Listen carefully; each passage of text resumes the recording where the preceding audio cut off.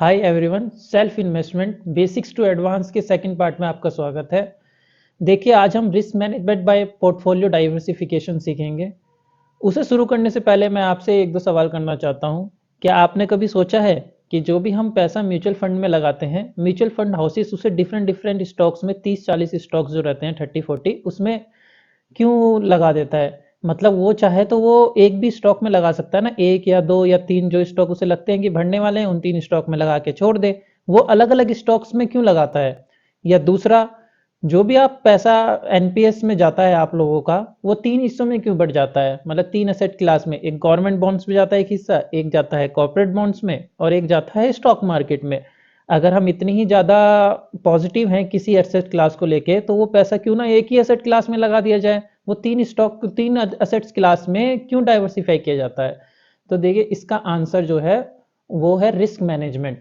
मतलब ये एक स्ट्रेटेजी होती है पोर्टफोलियो डाइवर्सिफाई करके रिस्क मैनेज करने की। तो आज हम इसके बारे में ही डिस्कस करेंगे। सबसे पहले हम डिस्कस करेंगे कि इसकी इंपॉर्टेंस क्या है रिस्क मैनेजमेंट की, फिर आप रिस्क मैनेजमेंट किस तरह से कर सकते हैं। This video is for education purpose only.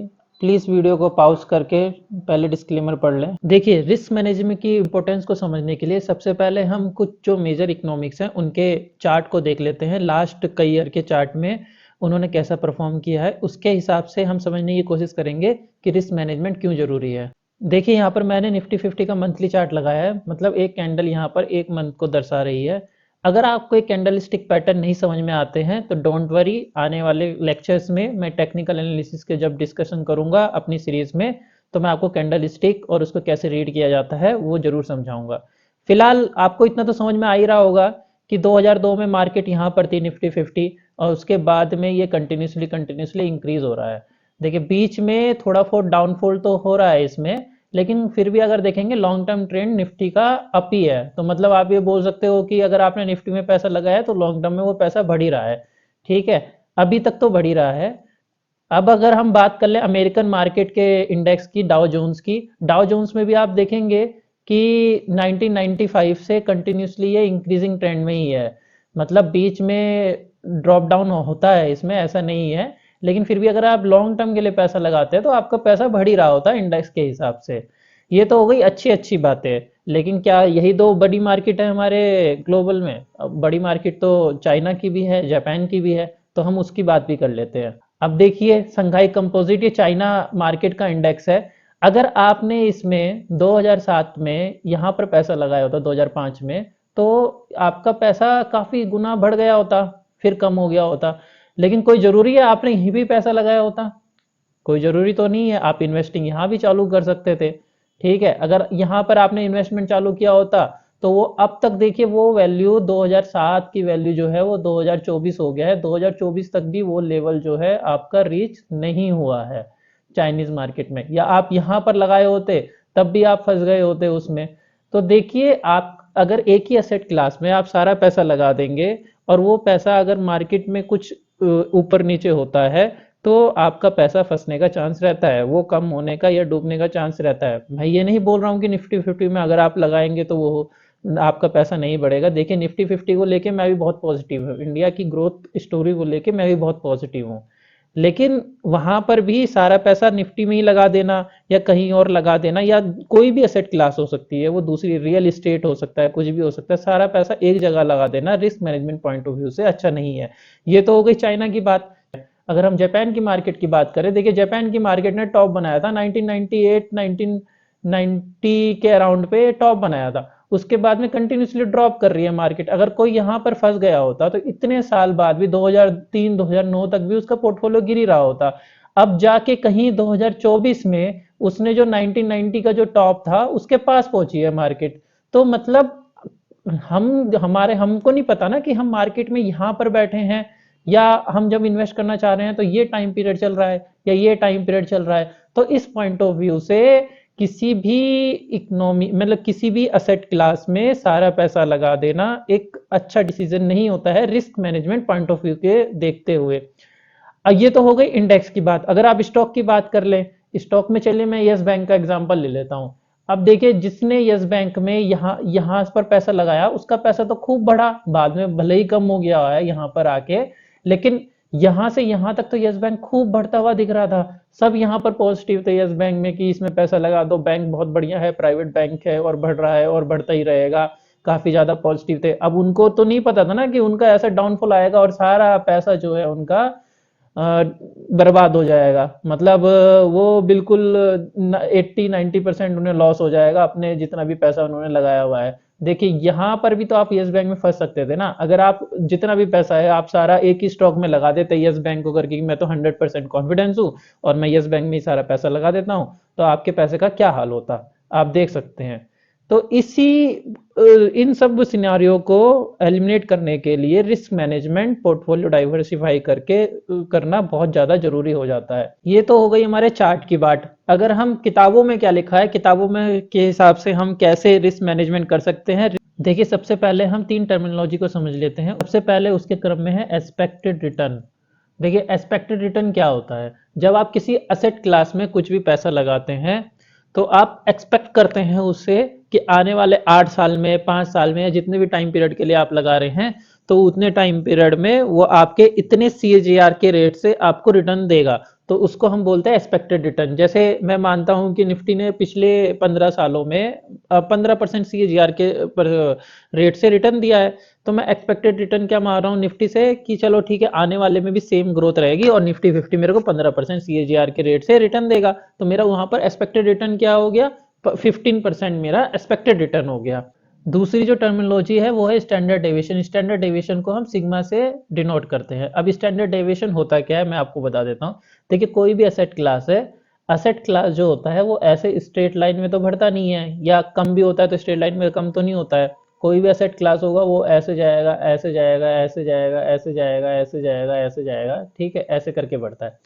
अब ये जितने भी पॉइंट हैं आपके यहाँ पर, यहाँ पर, यहाँ पर, यहाँ पर, जितने भी पॉइंट हैं इस पे, इसका एक एवरेज होगा। इसका सपोज कर लीजिए एवरेज ये आ रहा है, ठीक है।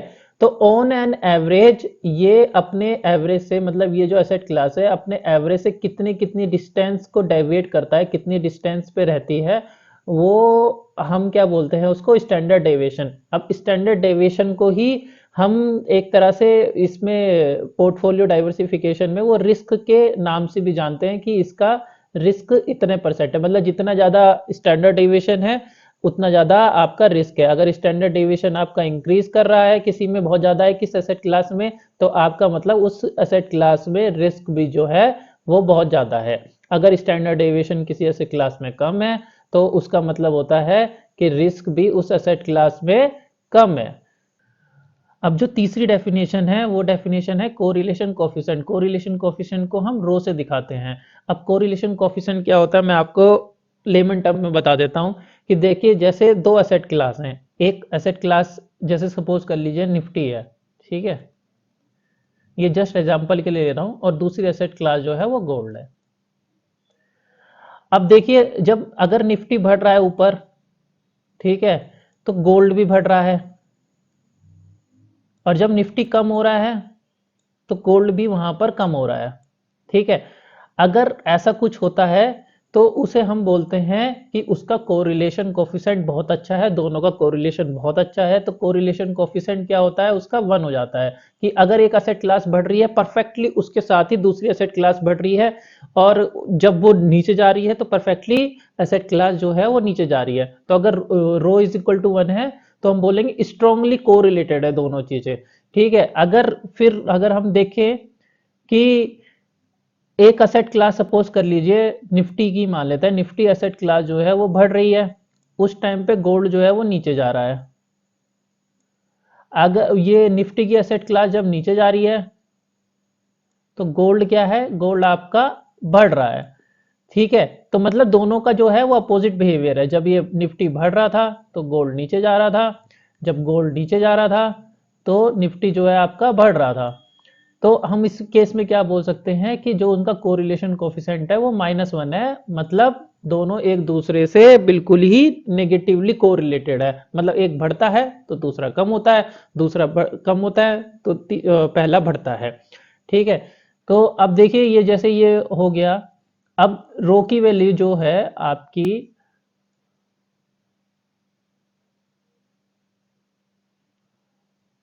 कोरिलेशन कोफिशिएंट की जो वैल्यू है वो आपकी -1 से 1 के बीच में रहती है।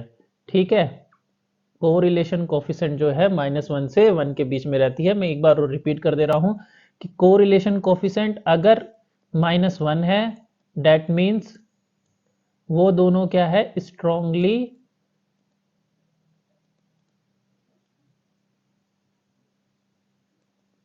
नेगेटिव कोरिलेट है। ठीक है, रो की वैल्यू अगर 1 होती है तो वो स्ट्रांगली पॉजिटिव कोरिलेट है। ठीक है, अगर रो की वैल्यू 0 है तो मतलब एक असेट क्लास को दूसरे से कुछ फर्क नहीं पड़ता है। मतलब एक असेट क्लास बढ़ रहा है तो वो दूसरे को इम्पैक्ट नहीं कर रहा है कि दूसरा बढ़ेगा, कम होगा, ज्यादा होगा, वो कुछ भी हो सकता है। पहला अगर कम हो रहा है तो दूसरा बढ़ सकता है, सेम रह सकता है, ज्यादा हो सकता है। दोनों एक दूसरे से बिल्कुल भी कोरिलेटेड नहीं है, तो मतलब नो कोरिलेशन।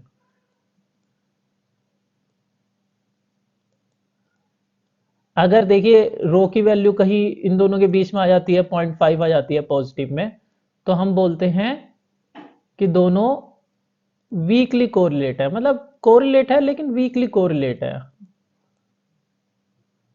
और किस टाइप के कोरिलेट हैं? पॉजिटिव। मतलब एक असेट क्लास दूसरे को इम्पैक्ट डालती है। अगर एक बढ़ेगी तो दूसरी भी बढ़ेगी, एक कम होगी तो दूसरी भी कम होगी, लेकिन बहुत ज्यादा कम ज्यादा नहीं होगी। दूसरे असेट क्लास उस पर इतना ज्यादा कोरिलेशन नहीं है दोनों का। अगर रो इज इक्वल टू -0.5 है तो ये दोनों क्या है? वीकली नेगेटिव कोरिलेट है।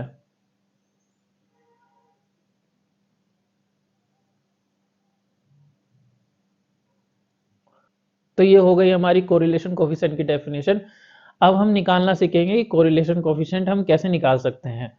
देखिए जिन जो भी नॉन मैथमेटिकल बैकग्राउंड के लोग हैं और जिनको भी तीनों डेफिनेशन समझने में कुछ दिक्कत आई है तो बने रहिए। मतलब आप कमेंट सेक्शन में लिख दीजिएगा, मैं एक्सेल सीट में उसको सेपरेट वीडियो के द्वारा समझा दूंगा कि उसे कैसे निकाला जाता है। और देखिए इसे निकालना इतना ज़्यादा जरूरी नहीं है, आपका ये समझना जरूरी है कि डाइवर्सिफिकेशन क्यों करना जरूरी है। तो उसके लिए मैं ये समझा रहा हूँ। अगर आपको कुछ ज़्यादा ही टेक्निकल चीज़ लग रही है तो बेयर विद मी, आपको धीरे धीरे चीज़ें समझ में आ जाएगी। जब मैं अभी आपको कर्व दिखाऊंगा आपको खुद समझ में आ जाएगा, ग्राफ को मैं एक्सप्लेन करूंगा आपको खुद सब कुछ क्लियर हो जाएगा। तो चलिए हम पहले देख लेते हैं कि कोरिलेशन कोफिशिएंट आप कैसे निकाल सकते हैं। उसे आप एक्सेल में भी निकाल सकते हैं, उसे आप इधर इंडिकेटर भी रहते हैं अलग अलग बैकग्राउंड में। आपका जो ब्रोकरेज है उसके प्लेटफॉर्म पे भी इंडिकेटर होगा, लेकिन मैं तो investing.com यूज़ करता हूँ ज़्यादातर, तो मैं investing.com पे आपको एक्सप्लेन कर देता हूँ कि आप कोरिलेशन कोफिशिएंट दो असेट क्लास के बीच में कैसे निकाल सकते हैं। जैसे आपने यहाँ पर देखा है कि मैंने निफ्टी 50 का चार्ट खोला हुआ है। निफ्टी 50 के चार्ट में मैंने मंथली चार्ट लगाया हुआ है, क्योंकि लॉन्ग टर्म में एक्चुअली मैं मंथली ही प्रीफर करता हूँ जनरली। और मैं इंडिकेटर में यहाँ पर इंडिकेटर का ये साइन है, इंडिकेटर में मैं खोल लेता हूँ, कोरिलेशन कोफिशिएंट डालता हूँ। कोरिलेशन कोफिशिएंट ये मेरा खुल गया। यहाँ पर बाय डिफॉल्ट ये एप्पल का, और जो नेस्डैक पे एप्पल का स्टॉक है उसे दिखाने लग जाता है। तो मैं पहले इसकी सेटिंग को चेंज कर देता हूँ। मेरे को निफ्टी 50 के साथ में गोल्ड के साथ में इसका कोरिलेशन देखना है सपोज कीजिए, या निफ्टी 50 का कोरिलेशन रिलायंस स्टॉक के साथ देख लेते हैं कि रिलायंस के साथ में कैसा रहा है। रिलायंस इंडस्ट्रीज ये खुल गया। अभी हम लेंथ ले लेते हैं। देखिए लेंथ क्या होता है कि जब भी मैं इन्वेस्ट कर रहा हूँ तो मैं लॉन्ग टर्म के लिए इन्वेस्ट कर रहा हूँ, मैं छोटे टाइम के लिए इन्वेस्ट नहीं कर रहा हूँ। ठीक है, तो जनरली मैं प्रिफर करता हूँ कि कम से कम मैं 8 साल का टाइम पीरियड तो लूँ। तो एक ईयर में 12 मंथ हो गए, इंटू 8, तो 12 × 8 96। तो मैं यहाँ पर लेंथ डाल दूंगा 96। अब आप देख सकते हैं कि निफ्टी 50 और रिलायंस स्टॉक कितना स्ट्रांगली कोरिलेटेड है। इसका कोरिलेशन कोफिशिएंट अभी चल रहा है 0.9395। ये देखिए 93.9395। मतलब एक तो देखिए किसी का भी नहीं होता है जनरली, या -1 भी किसी का नहीं होता है, वो तो परफेक्टली हो गया, आइडियल टाइप के केस हो जाते हैं। लेकिन इतना अच्छा कोरिलेशन है कि जब निफ्टी बढ़ता है तो रिलायंस भी बढ़ता है, जब रिलायंस बढ़ता है तो निफ्टी बढ़ता है, जब रिलायंस कम होता है तो निफ्टी भी कम होता है। तो जब हम कोरिलेशन कोफिशिएंट, अगर हम डाइवर्सिफिकेशन में एक दो एसेट वैल्यू ले रहे हैं, एक निफ्टी 50 ले रहे हैं और एक रिलायंस ले रहे हैं, तो उसमें कोरिलेशन कोफिशिएंट हम क्या ले लेंगे, 0.9395। आपका देखिए, आप इसमें कुछ और टाइम पीरियड भी ले सकते हैं, 96 मंथ्स के अलावा दूसरा भी ले सकते हैं। आप जितने मंथ्स के लिए इन्वेस्ट कर रहे हैं आप उस हिसाब से उसको चेंज कर सकते हैं। अब चलिए हम एक एग्जांपल देख लेते हैं। इसमें दो स्टॉक दिए हैं, कैफीन प्लस और स्पार्कलिंग। कैफीन प्लस को मैं ए स्टॉक बोल देता हूँ, स्पार्कलिंग को मैं बी स्टॉक बोल देता हूँ। देखिए अमाउंट इन्वेस्टेड है $40,000, इसमें कैफीन प्लस में लगाया है, $60,000 इन्होंने स्पार्कलिंग में लगाया है। एक्सपेक्टेड रिटर्न ए स्टॉक का 11% है और बी स्टॉक का आपका 25% है। स्टैंडर्ड डेविएशन की बात कर ले, स्टैंडर्ड डेविएशन कैफीन प्लस में 15% है, स्पार्कलिंग जो है 20% है। दोनों का जो कोरिलेशन है 0.3 है। 0.3 मतलब जैसे कि मैंने आपको एक्सप्लेन भी किया था, दोनों पॉजिटिव कोरिलेटेड है लेकिन वीकली है, मतलब एक दूसरे को पॉजिटिव इंपैक्ट करते हैं लेकिन बहुत ज़्यादा नहीं, वीक, मतलब वीक इफेक्ट है दोनों का एक दूसरे के प्राइस पे। अगर ये तो हो गए इनके एक्सपेक्टेड रिटर्न और जो पोर्टफोलियो का स्टैंडर्ड डेविएशन है उसके फॉर्मूले हैं। जस्ट मैं आपको फॉर्मूले दिखा दे रहा हूँ यहाँ पर स्क्रीन में, मैं इन्हें ज़्यादा एक्सप्लेन नहीं करूँगा। अगर आप चाहते हैं कि मैं इसको एक्सप्लेन करूँ तो आप कमेंट सेक्शन में बता दीजिएगा, ताकि मैं इसके लिए एक सेपरेट वीडियो बना दूँ, क्योंकि कई लोग इतनी ज़्यादा मैथमेटिक्स में नहीं घुसते हैं।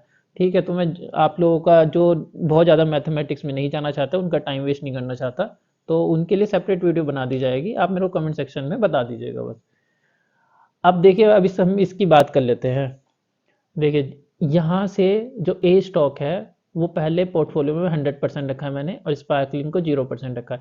जब ये स्टॉक का पोर्टफोलियो में मैं इस स्टॉक को कम करता जा रहा हूँ 80%, 60%, 40%, 20%, 0%, स्पार्कलिंग को मैं बढ़ाता जा रहा हूँ 0%, 20%, 40%, 60%, 80%, 100%।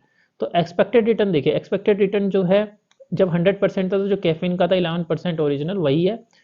ठीक है, और जब इसका एक्सपेक्टेड रिटर्न जो है, जैसे जैसे स्पार्कलिंग को मैं बढ़ाता जा रहा हूँ, एक्सपेक्टेड रिटर्न जो है वो बढ़ता जा रहा है, 11, 13.8, 16.6, 19.4, 22.2, 25%। ठीक है, लेकिन स्टैंडर्ड डेविएशन जो रिस्क है, हम रिस्क क्या मानते हैं जनरली, कि जब हम हाई रिस्क वाले एसेट्स में जाते हैं तो हमारा रिस्क जो है वो बढ़ जाता है, हम लोग ये मानते हैं। लेकिन ऐसा हमेशा केस नहीं होता है। इसका ये एग्जाम्पल मैं आपको ये दिखाना चाह रहा था। देखिए रिस्क पहले 15% था, 15 से पहले रिस्क कम हो गया। आप जल की स्पार्कलिंग जिसमें आपका एक्सपेक्टेड रिटर्न ज़्यादा है, आप उसको बढ़ा रहे हैं लेकिन आपका रिस्क क्या है, कम हो गया, 13.74 हो गया। फिर रिस्क देखिए और कम हो गया, 13.72 हो गया। फिर वापस रिस्क आपका बढ़ना चालू हुआ, 14.94, 17.1, 20%। ठीक है, तो एक्सपेक्ट देखिए ना, तो ऑप्टिमम पॉइंट आपका ये है। ऑप्टिमम पॉइंट यहाँ पर क्या हो रहा है कि ऑप्टिमम पॉइंट अगर आप इसको मान के चलेंगे कि 100% में ए में लगा रहा हूँ और बी में 0% लगा रहा हूँ, तो एक्सपेक्टेड रिटर्न केवल आपको 11% मिल रहा है और आप 15% का रिस्क ले रहे हैं। 15% का रिस्क लेके भी आप केवल 11% जनरेट कर पा रहे हैं। ठीक है, इससे बेटर तो आप क्या कीजिए, ऑप्टिमम पॉइंट देखिए 60-40 का रेशियो रखिए। 60-40 के रेशियो में क्या हो रहा है, एक्सपेक्टेड रिटर्न देखिए आपका 16.6 हो गया, बढ़ गया, और स्टैंडर्ड डेविएशन जो है आपका, रिस्क जो है मिनिमम है इस पॉइंट पे, इस पॉइंट पे सबसे कम रिस्क है। तो आप अगर ये मान के चल रहे कि सबसे कम रिस्क वाले पे मैं 100% लगा दूंगा तो ऑप्टिमम पॉइंट है, ऐसा नहीं होता है। अगर हम इसका कर्व बनाए, कर्व यहाँ पर ये जो वाई एक्सिस है, वाई एक्सिस आपका एक्सपेक्टेड रिटर्न दिखा रहा है और एक्स एक्सिस आपका स्टैंडर्ड डेविएशन दिखा रहा है, तो कर्व आपका कुछ इस तरह से बनता है। देखिए ये तो हो गई आपकी जब कोरिलेशन कोफिशिएंट आपका 0.3 है। अब कोरिलेशन कोफिशिएंट आप मान के चलते हैं कि कुछ अलग अलग है। ठीक है, +1 कोरिलेशन कोफिशिएंट है दो एसेट क्लास के बीच में, तो उसका क्या कर्व बनेगा। 0 कोरिलेशन कोफिशिएंट है तो उसका क्या कर्व बनेगा, और -1 कोरिलेशन कोफिशिएंट है उसका क्या कर्व बनेगा, हम वो देख लेते हैं। देखिए कर्व थोड़ा सा इस तरह का बनता है। अगर हम इस कर्व को मैं आपको एक्सप्लेन करूँ, नीचे वही रिस्क है, 0.05 का मतलब है 5% रिस्क, 0.1 का मतलब है 10%, 0.15 का 15%। एक्सपेक्टेड रिटर्न भी ऐसे ही है, 0.05 मतलब 5% रिटर्न, 0.1 मतलब 10% रिटर्न, 0.15 मतलब 15% रिटर्न। आप देखिए अगर नेगेटिवली कोरिलेटेड है, नेगेटिवली कोरिलेटेड है तो ये वाला कर्व बनता है जो आपका ब्लू कर्व दिख रहा है। ठीक है, अगर कोई नेगेटिवली कोरिलेटेड है तो आपका ब्लू कर्व बनता है। अगर कोई स्ट्रांगली पॉजिटिवली कोरिलेटेड है तो आपका ये जो ब्लैक वाला डार्क कर्व है ये बनता है, ये वाला कर्व आता है। अगर दो एसेट क्लास बिल्कुल भी कोरिलेटेड नहीं है, उनका रो कोरिलेशन कोएफिशिएंट 0 है, तो फिर ये डॉटेड ब्लैक कर्व जो है जिसके ऊपर मैं चला रहा हूँ, ये वाला कर्व बनता है। अब हम इस पे डिफरेंट डिफरेंट पॉइंट लेके तीनों को कंपेयर करेंगे कि बेटर क्या होता है रिस्क पॉइंट डाइवर्सिफिकेशन के हिसाब से, कौन सा पॉइंट ऑप्टिमम होता है। तो चलिए मैं आपको इस तीनों को, इनको ऑप्टिमम पॉइंट निकालने का मेथड बता देता हूँ, आपको कर्व भी समझ में आ जाएगा। मैं इन पे सबसे पहले 3 पॉइंट ले लेता हूँ। यहाँ पर मैंने ए पॉइंट लिया, यहाँ पर मैंने बी पॉइंट लिया, यहाँ पर मैंने सी पॉइंट लिया। ए पॉइंट जो है वो रो इज इक्वल टू -1 पे है, बी पॉइंट जो है वो रो इज इक्वल टू 0 पे है, सी पॉइंट जो है वो रो इज इक्वल टू 1 पे है। अगर मैं देख लेता हूँ, मैंने यहाँ से ये स्ट्रेट लाइन वाला लाइन है, ये स्ट्रेट लाइन मान लीजिए, ये सी पॉइंट है, ये बी पॉइंट है, जस्ट इमेजिन ये स्ट्रेट लाइन है। देखिए ए बी सी पे, अगर ए बी सी पे हम देखें तो हमारा जो सिग्मा है, जो रिस्क है, ए पे देखिए सबसे बराबर है, मतलब लगभग ये 17 के अराउंड होगा, ठीक है, 17 है। बी पे भी सिग्मा देखिए यहाँ से यहाँ 17 है, और सी पे भी देखिए सिग्मा कितना है, 17 है। लेकिन हम रिटर्न की बात कर लें, एक्सपेक्टेड रिटर्न जो है तीनों का, वो कितना कितना है। देखिए ए से अगर मैं यहाँ पर ड्रॉ करूँ, लगभग ये 17 के अराउंड होगा, 17% के अराउंड है, ठीक है। बी क्या है, बी अराउंड 15 के अराउंड होगा, और सी क्या है, सी अराउंड 12-13 के अराउंड होगा, 13 मान लेते हैं। तो देखिए आपका जो रिस्क है, रिस्क आपका सेम है, सेम रिस्क के लिए सबसे बढ़िया बेटर ऑप्शन कौन सा है, ये वाला है। आपका एक्सपेक्टेड रिटर्न सबसे बढ़िया मिल रहा है, मतलब जब आप पोर्टफोलियो डाइवर्सिफाई कर रहे हैं तो रोज जितना ज्यादा आप नेगेटिव रखेंगे उतना बेटर होगा।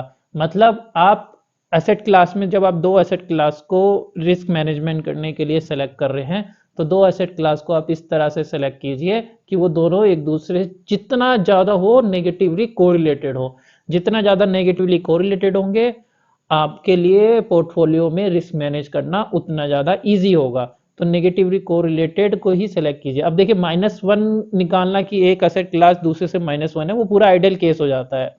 लेकिन आप -1 का नहीं ढूंढ सकते हैं, आप -0.5 का ढूंढिए, आप -0.7 का ढूंढिए, आप ढूंढने की कोशिश कीजिए कौन सा एसेट क्लास कितने से कितना ज़्यादा नेगेटिव कोरिलेटेड है, आपके लिए उतना बढ़िया रहेगा। मतलब इस केस में जितना ज़्यादा जितना ज़्यादा रो डिक्रीज होगा,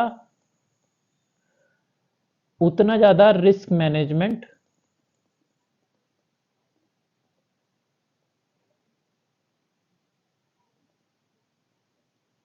इंक्रीज होगा आपका। अब हमने तो ये बात कर ली कि 3 एसेट क्लास है जिनके अलग अलग रो की वैल्यू के लिए हमने डिफाइन कर लिया। अब रो की वैल्यू, सेम रो की वैल्यू के लिए भी हम लोग डिस्कस कर लेते हैं। देखिए अगर हम इसकी बात कर ले तो रो इज इक्वल टू -1, जैसा आपने देखा कि सबसे ज़्यादा ऑप्टिमम है, रो इज इक्वल टू 0 और 1 से बेटर है रिस्क मैनेज करने के लिए। अगर हम रो इज इक्वल टू -1 की बात करें तो यहाँ पर जो डीबी है, डीबी जो है वो 100% है, ठीक है, और डीएस जो है वो 0% है, और यहाँ पर डीबी जो है वो 0% है, और डीएस जो एसेट बी है वो 100% है। मतलब जैसे जैसे आप इधर से इधर की तरफ मूव करते हैं, इस तो आपका डीएस का जो परसेंटेज है पोर्टफोलियो में बढ़ता रहता है, और डीबी का जो परसेंटेज है वो कम होता रहता है। ये तो जनरल बात हो गई। हम रो इज इक्वल टू -1 पे कर पे हम 2 पॉइंट ले लेते हैं। यहाँ पर मैंने मान लिया एक्स, और इसके जस्ट नीचे यहाँ पर मैंने मान लिया वाई, ठीक है। ये हो गया हमारा नीचे वर्टिकल लाइन, ये हो गई